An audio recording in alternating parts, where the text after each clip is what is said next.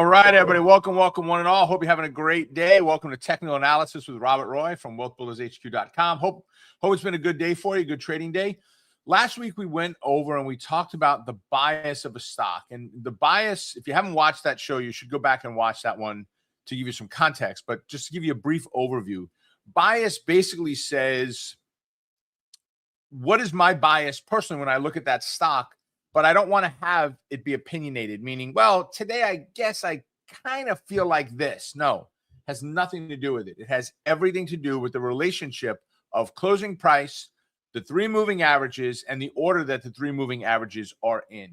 So as an example, if I go ahead and let's try to pick one that is a little bit easier to discern. Costco. We'll go with Costco. Costco right now is in a bullish bias. Why? Price is above the highest moving average. I have four moving averages on the screen, three of them that we primarily use. We use the 8, the 21, and the 55, right? 8 is pink, 21 is green, 55 is brown. So we are above the highest one, which puts us at a bullish bias. And we have all of our three moving averages in the right order. So that is what I would call a true bullish bias. If the moving averages were messed up, I'm going to use that as an aggressive entry and maybe take less contracts or put less dollars in the trade. Okay, so that's bias in a nutshell. Rank, just because it's bullish, it doesn't mean it's a good trade. Just because, if we look at the indicator in the center here, it's called DMI. DMI is along with ADX. So if ADX has to be above 20 as a bare minimum, to choose that as a indicator or a signal to say, yes, I like this. The ADX tells me the market's trending. I could take a trade on this. I use 25. I've got a horizontal line snapped at 25 here. Okay. Well, right now, ADX is at 17.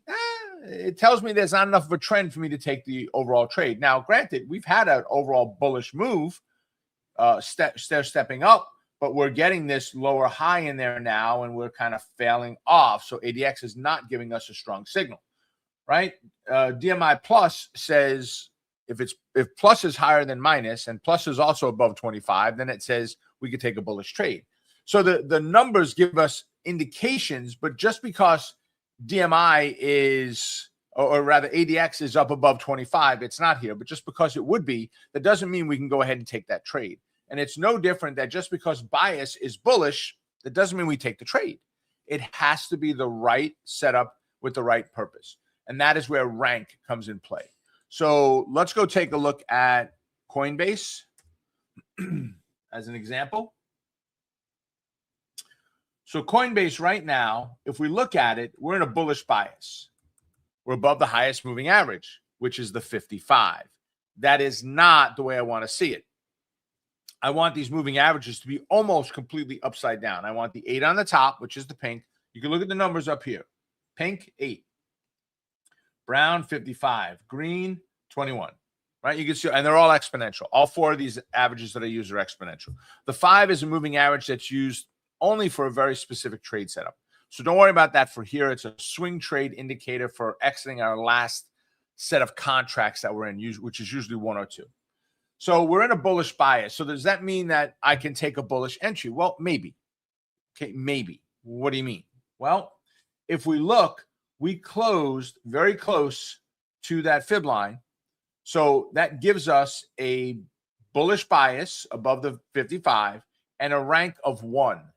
What does that mean, a rank of 1? We're very close to that moving to the fib line, and the moving average is right there. So we've got a rank of 1. Well, that rank of 1 would tell me if I'm bullish on this and I like this stock and I like the overall market and I'm willing to take on bullish trades, then this would be the one for me. I would go ahead and say this would work.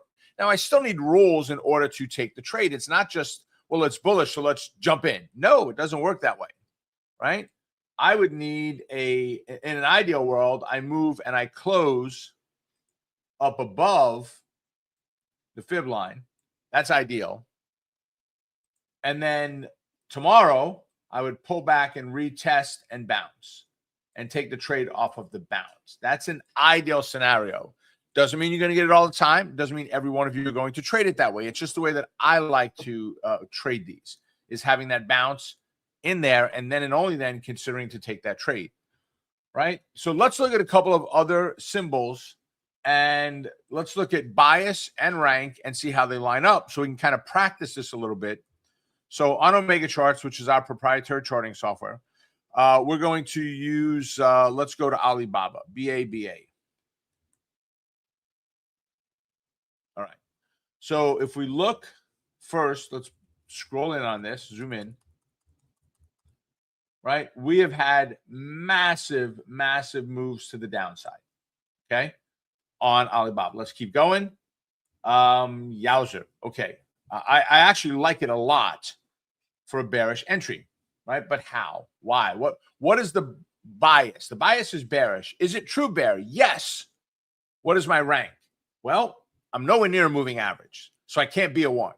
To be a 1, the moving average and the fib line have to be right on top of each other, or right near each other, close. If I am near a fib line, but not near a moving average, that's a rank of 2. So what does that mean? Well, if we would have closed on our candle, let me just change this drawing tool over to something a little bit more solid. Let's, can we do a rectangle? No.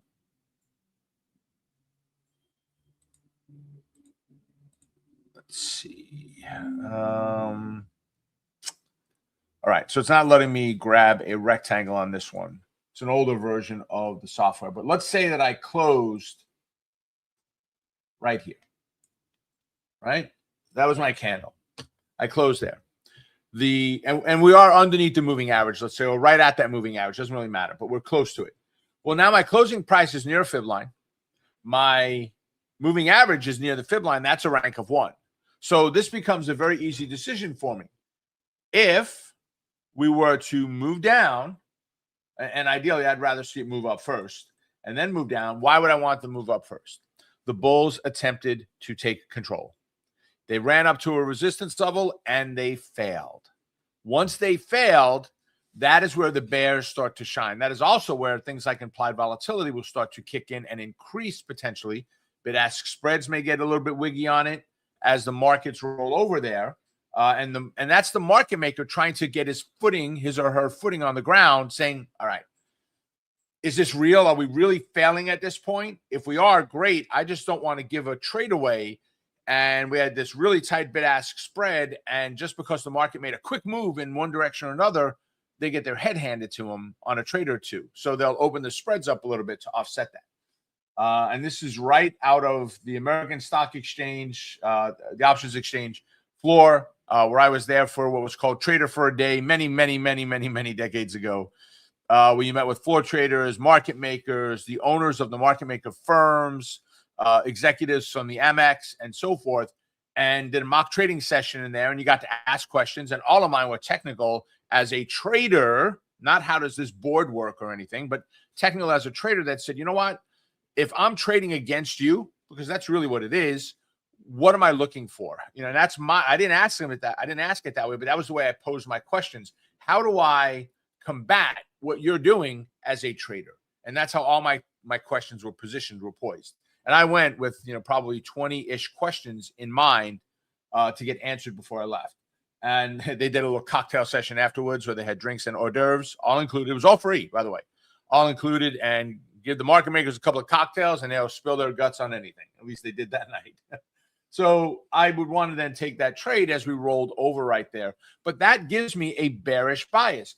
I would be willing to do a full allotment of a trade. What does that mean? For some of you, that might mean a number of contracts. Maybe that means 10 contracts. For others, maybe that means $2,000, $10,000, whatever your full allotment is in a trade. We're going to make the number up here. We're going to say your full allotment is 5 contracts or $5,000.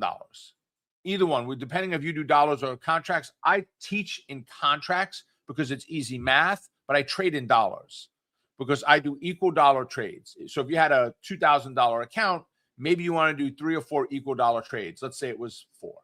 So each trade you did, you'd put a maximum of $500 into that trade. Oh, well, Rob, that doesn't give me a lot of choices. I know. It doesn't matter if it gives you a lot of choices. You got a $2,000 account. Go after Tesla. Go after APP. start putting $15, $16 down in one option, $1,600 on one contract, and it goes against you and you get your head handed to you, you got nothing left to trade with. So I get it. It may not be much. You don't need to trade those high price stocks. So that would be a normal contract. A normal trade would, let's say, for a $2,000 account, but we're talking $5,000. So the $5,000 account, maybe I'm going to put 4 or 5 equal dollar trades. We'll say 5 because math wise it's easy. Gives me $1,000. Okay, so each trade is going to be $1,000 invested. So if I am doing a full trade up here, I'm going to do my full $5,000, however many contracts that is. 1, 11, 116, whatever the number is, $5,000 is going into that trade, or actually we said 1,000, right? 1,000 is going in that trade, whatever that number of contracts comes out to be. Okay, it doesn't matter. We're doing it off of dollar. But with where we are right now, I would have been in a rank of 1 at the previous box I had drawn. But where we are right now, I'm at a rank of 2. That is what I would consider an aggressive entry. I need the moving average there, ideally, as a confluence. The moving average and the fib line. So if this side of the world or trading arena focuses on moving averages, they're looking for that moving average to take a trade.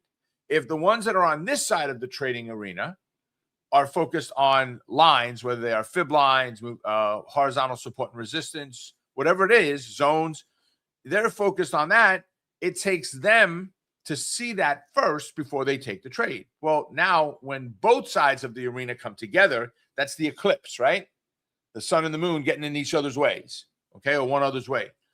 When they get together, now I would do a full allotment. But if we don't have that togetherness happening here, right, where we all love each other, right? We don't have that togetherness, I'm going to do an aggressive entry. And if I were doing contracts, I would do 10 contracts as my example for a full allotment. I would do 4 contracts as an aggressive trader. If I'm doing $1,000 in the trade, maybe I'm doing $400 as the dollars I'm willing to put in the trade. Now, on Alibaba, that may mean that I can't find a contract to trade. I may look at an option and go, nope, just not there. Can't trade it, right? It's very possible. That's very possible. Okay, I don't know. But all that means is Baba's not a stock for me then. Go find a different stock to trade. Go find a different sandbox to play in. You don't have to trade them all. Hell, if that's the case, just trade Booking. It's only $100 a share. Go trade that one. Why? There's no reason for it. Forget about low volume, low open interest, huge bid-ask spreads, right? Yeah, just because it has an option doesn't mean you have to trade it. Just because it's setting up as a pattern doesn't mean you have to trade it. Right? So let's go look at MasterCard. So MasterCard has moved up into what would be considered a bearish neutral bias. We're above the 8, below the 21. We're bearish neutral. We're sitting in a rank of 1. So could I take a trade? You could, but I don't want to take the trade to the downside. I've got an obstacle course happening here, which is where I like to look at it.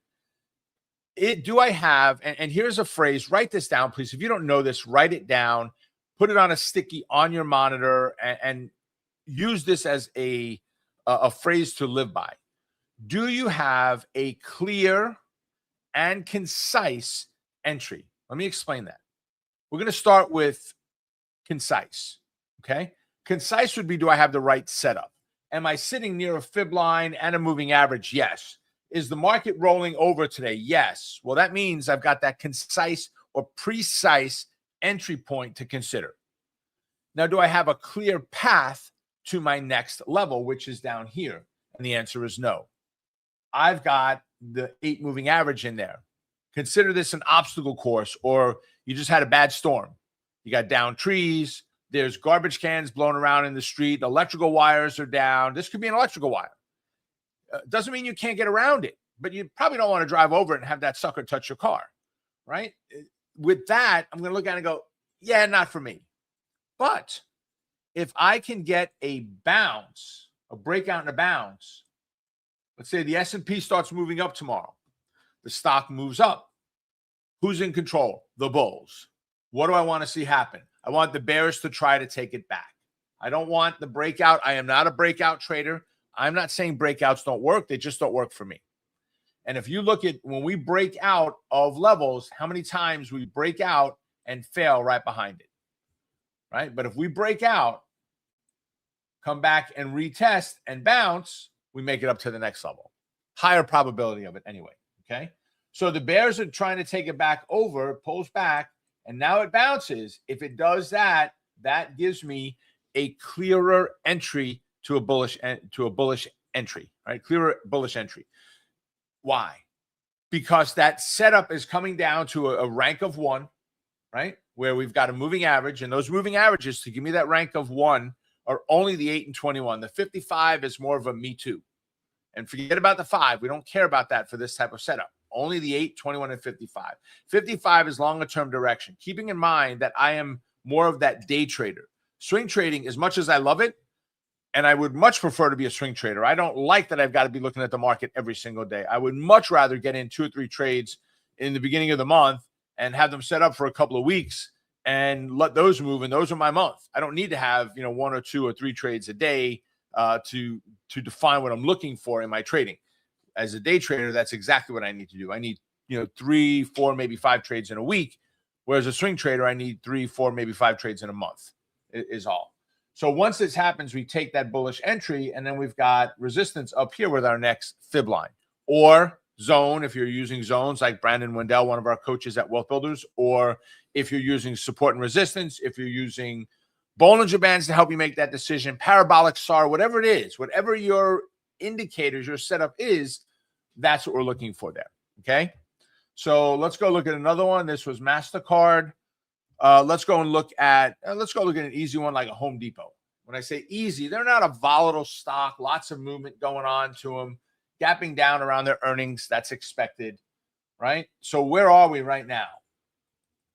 Okay, well, we're sitting at a bearish bias, and we're at a rank of 2. We're near fib line, but we're not near a moving average. We are not in a true bearish bias. We do have the 8 as our lowest moving average. I like that a lot compared to what some of the others have looked like, but we're not there yet. So if I were going to take this, I would only take it bearish, and I would only take it as an aggressive trade, meaning I'll take this with a smaller number of contracts, 4 contracts, 1 contract, $400 versus $1,000, whatever the numbers are. And you need to define that. And you should do that today. You should look at your total account value and say, I'm going to take that account, or if you have a larger account, well, let's do it this way. Let's say you have a $2,000 account, like I said earlier. It's not like you could say, well, I'm only going to ever have, X in the market. You only have $2,000. So could you say the most I'll ever have in the market at one time is $1,000? Yes, you could do that. But if you've got a $500,000 account, you can't just go, I'm going to do 4 equal dollar trades or 5 equal dollar trades, $100,000 per trade. You could do Tsubatsu in the head, but you could, right? I am not an advocate of that. Someone with $100,000 in an account, can they get away with trading $20,000, $30,000, $40,000? Yeah, you don't need to put $100,000 at risk, right? Especially on an option that expires, and especially since most of my options expire Friday. Okay, which from when we're doing this live show is tomorrow, because we're doing it on Thursday afternoon at noon, 12:30. So I don't want to put all that money at risk. So, and again, that's as a day trader or as a swing trader. I guess that really doesn't make a difference. But if we can get a move up into this fib line and a failure off of there, now I've got a potential bearish entry. I would do it as a more aggressive trade, right? If we look at a Goldman Sachs, we recently had a good trade come off of Goldman Sachs in our power option plays training. So, I love this one. Okay. And when I say I love it, for a teaching example, where's my moving average? Very close to the fib line. I like it. Where's my closing price? In the middle of nowhere. That means we have a rank of 3. So if you do not have any supporting material around it, a fib line and not an or, and a moving average. So the fib line by itself is fine, or the fib line with the moving average. If you don't have that and you're in the middle of those 2 lines in there, that's a rank of 3. That basically says next, just pass on that candidate until it gets closer to a line, and then we'll come back and look at it, right? I don't need to trade Goldman Sachs every day. Actually, although it's in our power option plays training, and it's one of the 20 stocks that we look at day in and day out, I don't do well normally personally with Goldman Sachs. It just doesn't suit my risk profile. I don't like it as a trading company. I sure the heck don't like it at $900, right? $867. I'm not a fan of it at that price. I didn't like it when it was $400. Okay. We trade it because it fits the model of what we look for in that training. It's not all about what I want to trade. It's about what's best for everybody else. Goldman is a good company. It's not one that I use. It's like saying Fibonacci is a bad indicator. To me, it's not. To somebody else, it may be. Right? I don't use RSI. It doesn't mean it's a bad indicator. Brandon Wendell, I mentioned him before, one of our coaches, he's a CMT, a chartered market technician. Right? He's a PhD in technical analysis. He loves RSI. He's a master of it. He uses it with absolute precision. For me, it just doesn't work. Right? Doesn't mean it's bad. You've got to find what works best for you. Let's go look at one or two more. Let's go look at American Express. So definitely a much less aggressive company until you get one of those wonderful letters that says your account's been hacked. So if we bring this in, then it's more aggressive, right? Or maybe it's me being more aggressive once I find out my account was hacked. That's what it is. So moving average is doing in the right order. So we are in a bearish bias, and it's a true bear. I love it, but we're nowhere near it. So we're at a rank of 2. So could I trade this to the downside if it rolls over? Yes, but we're going to take it as an aggressive entry rather than a standard entry. Okay. And bottom line is that's all we're looking at here, right? How do we define where the stock is in relation to price and in relation to key levels? Now, those key levels, I use Fibonacci. You might use support and resistance, as we said. It may be near a 100-point level. Maybe there would be a level down here at 300. Okay. Maybe we're near that 300 level.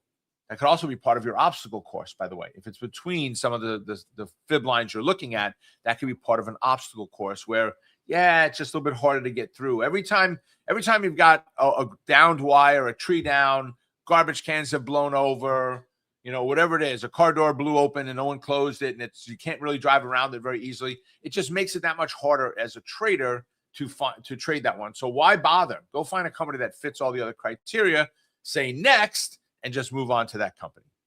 All right. So I hope it was helpful. With that, make it a profitable day. Stay focused on the quest to becoming a great trader. Keep crushing it. And remember, you're just one trade away. I will see you all on our next show.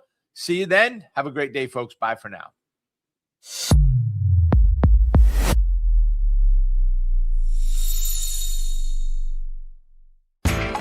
You know how the financial world goes. Here comes the buzzkill. Please make sure to take some time to read this boring disclaimer. We will owe you one.